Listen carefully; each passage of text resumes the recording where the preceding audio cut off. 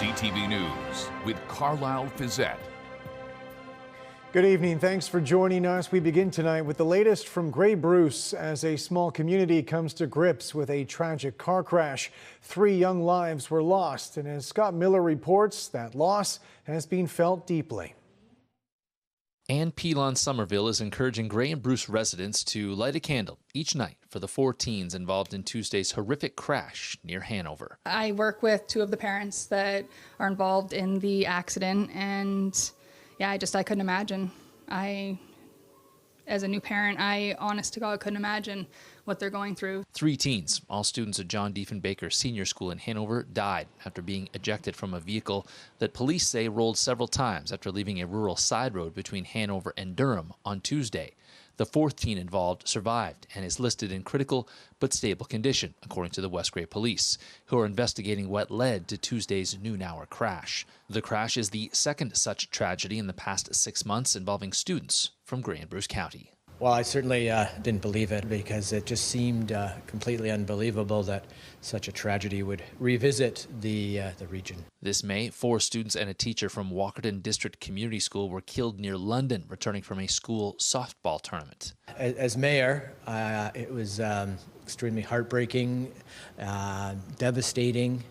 I had a lot of trouble myself getting through things because of just the huge impact on our town. Peabody has offered whatever support he can to the communities of Hanover and West Grey, who are more directly impacted by the most recent tragedy. It was like over 300 people last night. For new mom Pelon Somerville, this all brings back memories of her brother's sudden death many years ago and how the community she lived in supported their family. She plans to sell special JDSS Strong candles and donate proceeds to the families of the crash victims who she knows through work. So far, hundreds of people have joined her in her nightly candlelighting for those involved in the tragedy. Just remember and hope for the kids that were lost and the one that's still fighting. Near Hanover, Scott Miller, CTV News. A truck driver was killed this morning near Kitchener in a crash involving 2 transports on the 401. This was the scene just west of Ayr. Traffic rerouted while the investigation played out. Provincial police say 1 truck driver drove into the back of the other. The driver who was rear-ended was not injured. They've identified the driver who died as a 26-year-old from Brampton. CTV News has learned the Ontario government is launching a new healthcare program that would move hundreds of patients out of hospitals and into their homes. As John Woodward reports, the provincial government believes those patients should be cared for by private companies.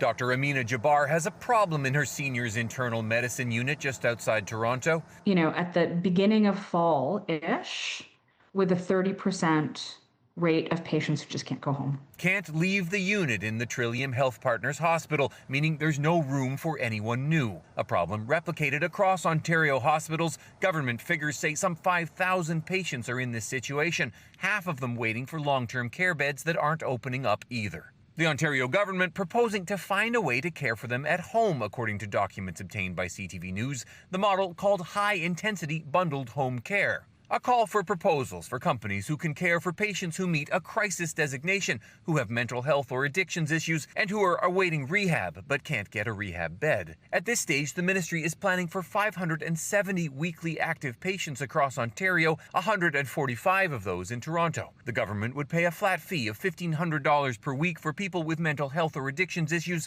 and $5,000 per week for anyone with higher medical needs. Critics worry there's already a worker shortage. I hear from home care recipients all the time that it is very difficult to find workers. There are missed appointments. There are issues with, of course, the safety that comes with that. The province's opposition is recalling problems with previous efforts at home care. People going without catheters. We've all heard those nightmare stories. So I have some very deep concerns. Dr. Jabbar, hopeful but skeptical it's enough. It is the supports that we absolutely need at home. But frankly, it's a Band-Aid on a gaping wound. There's a very short timeline here. The government is asking these companies to submit their proposals in a week, with the expectation their service will be up and running in 4 weeks. The projected cost for the first tranche of patients is expected to be about $11 million. John Woodward, CTV News. The provincial government is establishing what's being called student and family support offices at the 5 school boards it's taken over, which includes the Thames Valley School Board. Government officials say those offices will open in January, describing them as making the education system more responsive and accessible for families. The rest of Ontario's school boards are expected to establish a support office by next September. The opposition leader called out the province's education minister, saying the government has no actual plan. Like everything else with this minister, he is never clear about what his actual plan is. You know, he acts impulsively, removes trustees who have, local accountability to the public, and then doesn't replace them with anything else, and then wonders why everybody out there is unhappy, why parents can't get the answers they need suddenly, and he doesn't have a plan. And I don't know what his proposal is going to do, and I don't know how much it will cost, but you can be darn sure that we'll be asking those questions. Union leaders representing workers at the Cami assembly plant in Ingersoll say they're prepared to take over the facility. As Brian Bicknell reports, it's the latest union tactic to keep the plant from closing.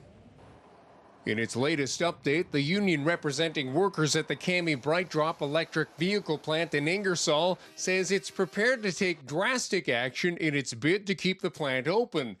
Unifor Local 88 plant chair Mike Van Bokel said, "We have made our position with the company crystal clear. Nothing comes in and nothing goes out. If they try to remove even one single thing from the plant, we are ready to take over. We are not kidding." When you see a union openly opining to the media that they are willing to block entrance into the building, they might know something that you and I don't know right now, and that's concerning. Mike Tucker is a business and economics professor at Fanshawe College. He says the latest activity between GM and Unifor does not bode well for the plant's future. Was some concern by the union that they may be removing some of this brand new machinery and equipment and maybe employing it elsewhere. And that's where we start to see stories that they're going to try and make that difficult. The comments from Unifor follow a meeting in Ingersoll this week involving the union, Mayor Brian Petrie, and Industry Minister Melanie Joly. According to the update, Joly expressed support and a willingness to engage with the issues facing Cami.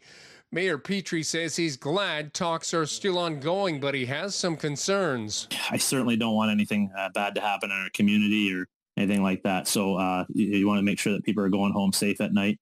And so my hope is that the negotiations and the talking provides a good outcome, and it doesn't need to come to anything. In 2021, the plant was retooled to make EVs. That cost about $2 billion, with $500 million coming from Canadian and Ontario taxpayers. Last month, the GM announced it was stopping production of the Bright Drop due to low customer demand. On October 23rd, Joly gave GM 15 days to provide plans for the next steps for the plant.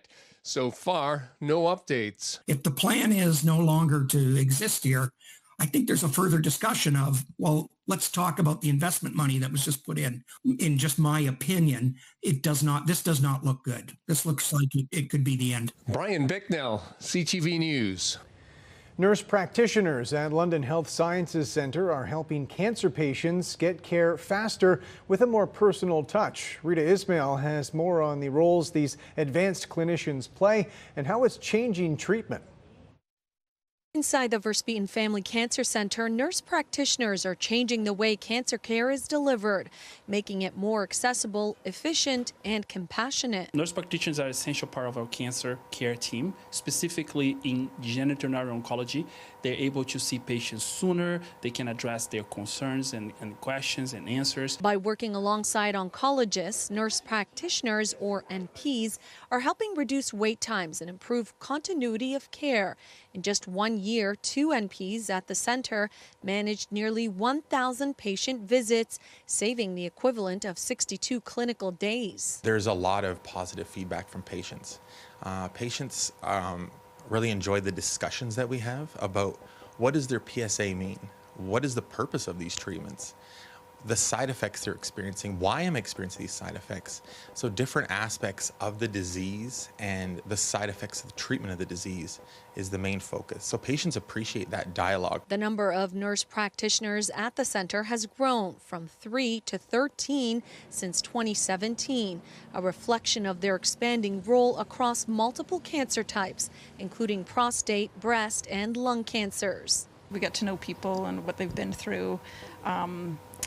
Can usually get into some deeper conversations about what their cancer means to them and where things are going. So kind of not afraid to broach those more sensitive subjects about end of life even, once you've kind of gotten to know somebody. With 1 in 2 Canadians expected to face a cancer diagnosis, oncologists say expanding MP-led clinics is critical to meeting growing demand. Now our clinics are full. We could probably take more gentlemen with prostate cancer, but there's just no space. LHSC says the collaboration helps ensure every patient receives timely, compassionate, and expert care through every step of their cancer journey. Rita Ismail, CTV News. Officials with the Boys and Girls Club of London say the organization faces a financial shortfall just ahead of its 70th anniversary. As Sean Irvin reports, they're turning to the community for support to keep their services going. This building has transformed the life paths of thousands of Londoners. Olympic gold medalist Damian Warner is just one example. As a self-described small and unathletic boy, he came to the Boys and Girls Club on a bus from London's Northeast End. Inside its gym, a spark ignited. I don't think I touched the ball one time, but I had a blast. Warner has never forgotten his many trips to the BGC. It gave him the confidence to later excel in track and field. Without that, who knows where I would have been. It is the reason Warner is lending his name to the club as it approaches its 70th anniversary next year. The BGC needs his help. Because the reality is, we need to get funding from somewhere. The club faces a funding shortfall in the hundreds of thousands of dollars. It's partly due to the pressures on its supporters, including municipal, provincial, and federal governments, as well as charities like the United Way. It's because we depend on that support. We depend on that donor, on that partner. To raise funds, a 70th anniversary capital campaign will soon be underway. Over 3 years, the BGC hopes to raise $3 million. One of the greatest cost pressures facing the club is transportation. They need a fleet of 4 new buses. We provide 40,000 rides for seniors, and plus additional 20,000 rides a year for the children. Children like Yusuf, who've been coming to the BGC for 10 years. Now a teenager, he speaks passionately about the need to support youth programs. Because when you give a young person an opportunity, you're not just changing their day, you're changing their life. But it is not just children the BGC supports. We are the only BGC that has a seniors club. Andrew Plumridge is part of a growing group of seniors taking part in daily activities. Already grateful to club staff for saving his life in a 2018 medical incident, he has pledged to be a giver to the campaign in whatever way he can. I cannot begin to tell you how much I appreciate this place. In London, Sean Irvin, CTV News. The 21st annual Christmas Tour of Homes gets underway this weekend in Aylmer. And as Lauren Stallone reports, volunteers are hoping to inspire others brightening homes this holiday season. For one Aylmer couple, Christmas decorating has already begun. I would go out for a couple of hours and come back, and they just made everything magical, and it's just astounding to me what they've done. Linda and Kirby Deller have opened their home to community members for one specific reason. We select merchants that are willing to volunteer some items, and we put together decor that is the Christmas season. It is part of the annual Christmas tour of homes put on by a group of volunteers who know how to add their own unique spin. We create from nothing, and we make it so it's welcoming and it suits the home that they are in. The Dellers say they are in awe of the transformation that has made their home feel brand new. I'm not sure if you can see this light that's right beside us here, but that took a day to do. The money raised from the tours goes towards a staple in the Elmer community. Volunteers hope to promote. The money that we raise goes towards the Elmer Malahide Museum.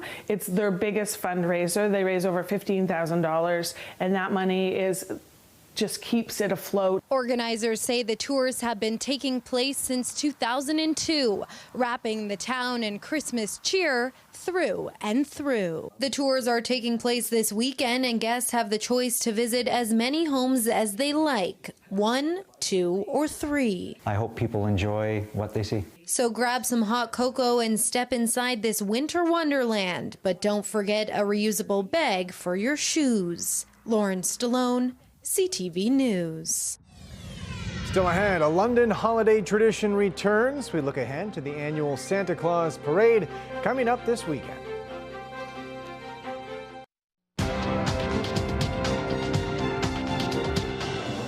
Canada's main stock index was weighed down by losses in technology stocks. The TSX down 574 points.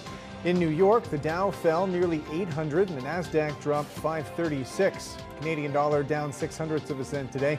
On commodity markets, gold lost $19 an ounce. Oil was up 20 cents a barrel.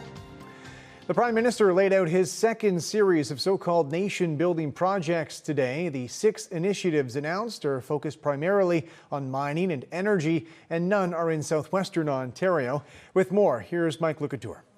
They are part of nation-building strategies to transform our economies. The Prime Minister says the transformation is necessary because it's estimated U.S. tariffs and the accompanying uncertainty will cost the Canadian government $50 billion. It's why one of the projects supported by the federal government is a BC liquefied natural gas facility. Silesums will become Canada's second largest LNG facility with a capacity to export 12 million tons of LNG every year to new markets. In addition to that facility, the second round of projects includes a hydroelectric development project in Iqaluit, the Sisson Mine project in New Brunswick, the Crawford Nickel Mine project in northern Ontario, the North Coast Transmission Line in northwestern BC, and the Nouveau Monde Graphite Mine north of Montreal. All of them at various stages of development. And the head of the Major Projects Office says her role will be to speed up the process. Our job is all about making sure that people get across the line, get everything they need to get built on time and on budget. Conservative leader Pierre Poilievre says the new federal office is part of the problem. He's created yet another bureaucracy, a new bureaucratic hurdle for miners and oil and gas enterprises and other resource companies to jump through in order to get anything approved. While the goal is to make Canada less reliant on trade with the U.S., some researchers say governments need to look beyond the current trade issues. We need to think about what's going to happen with that land after mining's finished. What post-mining land uses could be secured there. In addition to the 6 projects, the federal office will implement a strategy to improve infrastructure in an area between BC and Yukon, also known as the Northwest Critical Conservation Corridor. Mike Lecouture, CTV News, Ottawa. Good evening. Partly cloudy conditions overnight and temperatures drop below the freezing mark. A bit of a wind chill to kick off your Friday morning. As you start the day, -2 to -1, feeling like -5. Thanks, Mel, for this photo of Hershey. Make sure you are bundled up as you head out the door. We do have some sunshine on the way for your Friday, but low pressure invades Saturday with some showers. I'll take you through the forecast coming up right after the break. Welcome back. Julie's on the desk with me now, and as we have made our way through this week, we have gradually seen that snow start to disappear, and based on the 7-day forecast, the snow on the grounds days does seem numbered. Yes, we're not expecting anything active in terms of measurable snow. We could see some flakes in the air in the extended forecast, especially if we see the precipitation come through at night as those temperatures start to drop off. A typical overnight low, Carlyle, for this time of year is the freezing mark. So today was a typical November day. We had some sunshine. We had some off-lake cloud cover areas to the north, northeast coming off Lake Huron. And we even had a bit of light rainfall and mixed precipitation. As we take a look at the satellite radar, though, things quieting down out there tonight. We are under the influence of high pressure, and that will keep us nice and clear as we head through the overnight, just partly cloudy. So a little bit of off-lake moisture, a bit of flux coming off Lake Huron, but other than that, we'll see some nice conditions. It'll be cold overnight and first thing in the morning. Now the wind's really starting to ease off out of the west. They were gusty earlier in the day, but we'll have a bit of a wind chill of about -5 first thing in the morning. This is our next weather system. Now it's going to change and evolve a bit, but what it will do is it'll push some warm air towards the Great Lakes as we head into Saturday. So temperatures expected to start to jump. Looks like some double digits Saturday. Cool overnight, -2 to the freezing mark in most areas. This time of year, a bit milder along the lakeshore, of course, but no major drops in terms of overnight lows. But I mentioned that wind chill first thing in the morning. You'll notice it as you head out the door. We have some sunshine for your Friday, so we'll go from mix of sun and cloud to cloudy with sunny breaks in the afternoon. And again, temperature right where it should be for this time of year. Our next weather system comes in. This one could pack a punch in areas to the north because you can see on the northern flank of this system, there's the potential for snow and freezing rain. We'll be on the mild side, which will lead to periods of rain. As soon as this system moves off to the east, so it really looks to explode into some scattered showers and thunderstorms. And again, becoming a bit more widespread through the late afternoon. This model has been picking up in timing. So earlier in the week, the showers were just a bit further off to the west. Now they're starting to really truck in through the day on Saturday, and that could lead to some more rainfall as we head into Saturday afternoon, evening. Now, many people are starting to decorate for the holidays, putting up things outdoors, perhaps Christmas lights. Best time to do that this weekend will be early in the day on Saturday. So your Friday forecast, a mix of sun and cloud to peaks of sunshine. Winds will be nice and light through the afternoon, and the forecast high coming in at 7 degrees. Saturday, the Santa Claus parade downtown London. There is the chance for some nighttime rain. Two scenarios could play up. We could see it come through earlier in the day and hopefully taper off into the evening. However, could see it come through. So keeping an eye on that. And if you are heading out to the parade, just be prepared to pack your rain gear as you enjoy all of the floats. Chance of showers on Sunday at 8 degrees, 7 degrees on Monday, and a mix of sun and cloud, and mainly cloudy heading into Tuesday. Could see a bit of mixed precipitation at night as the temperatures drop near the freezing mark, but we're expecting just the potential for a bit of lake-enhanced activity. The weather system coming in is a Saturday into Sunday. So again, it's just timing that one out. Please keep up to date on the latest forecast as you make your plans. 8 degrees with sunshine on Friday, 10 degrees on Saturday. A nice mild push coming in with the weekend weather system. Chance of showers on the back end of that system as the cold air flows in behind the cold front.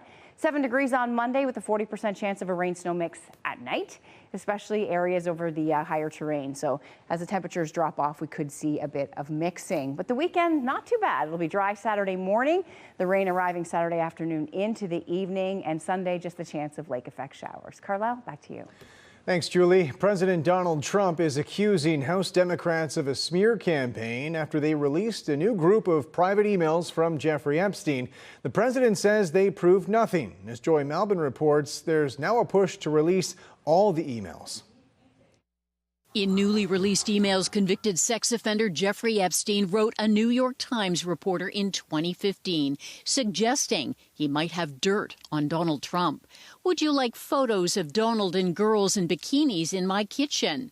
And in 2019, when President Trump was running for re-election, Epstein wrote author Michael Wolff, alleging Trump knew about Epstein's criminal behavior. He wrote, of course he knew about the girls, and he asked Ghislaine to stop. Epstein also confirmed in an email the former Prince Andrew was photographed with one of Epstein's victims, the late Virginia Giuffre, contradicting Andrew's claim that he never met her. Categorically, I don't remember meeting her at all. President Trump has denied all allegations of wrongdoing, but his administration continues to push back against releasing the Justice Department's case files, FBI investigations, names, and the scope of Epstein's crimes, abuse survivors pleading for the truth to come out. Just rip the Band-Aid off all at once, give the public what they need and give us what we need, which is transparency. The other survivors, my survivor sisters, they're not going away. In Washington, the politics are shifting. More Republicans now are joining Democrats demanding full public disclosure of Epstein's crimes. I would remind my colleagues that this vote is going to be on your record for longer than Trump is going to be president. The pressure on this White House is not letting up. Democrats now have the numbers to force a vote next week that could lead to the full release of the Epstein files. Joy Melvin, CTV News, Washington.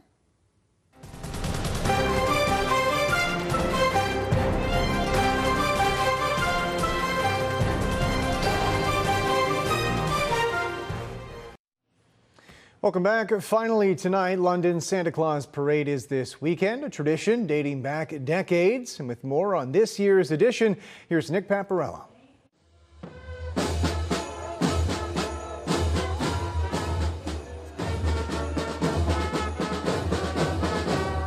It has been an annual rite of Christmas for 69 years. The London Santa Claus Parade has delighted young and old since 1956, and this Saturday night will be no different. Organizer Sean Merton is excited to put on a show. There's some incredible stuff. There's one float that has over 5,000 lights on it, and a couple other like that, and loud music, and it's just going to be. It's going to be rocking the whole parade route all the way down, that's for sure. This year's parade will be bigger than previous when it comes to floats and bands. The theme is Santa's Rockin' Wonderland. It's bigger than last year. There's 12 more entries than last year. So there's 43 entries. There's 5 bands that are booked to be there. There's 4 or 5 dance groups, and Western cheerleaders are back again. So, all that kind of stuff is really exciting, and it brings a lot of entertainment. Christmas is a time of giving, so if you're attending the parade, you can help out charities like the London Food Bank in more ways than one. And don't forget to bring your food for the food bank and toonies for the toonie toss, because it goes to the charities and everything like that. If you're thinking of coming out to the parade, the route is the same as last year. It starts here at 6 o'clock at Dundas in Ontario, heads west down Dundas, and wraps up about an hour and 15 minutes later at Rideout Street. We always try to find stuff that's family oriented, and that's our goal. So, and as I tell everybody, come out. It's all about having fun, exciting. The kids will love it. You'll love it. When you get down the parade route, you see all those smiling faces and all the kids and all the people. It's always worth it every time, that's for sure. Nick Paparella, CTV News. And that's it for us. Thanks for watching. For all of us at CTV News London, I'm Carlyle Fiset. Have a good night.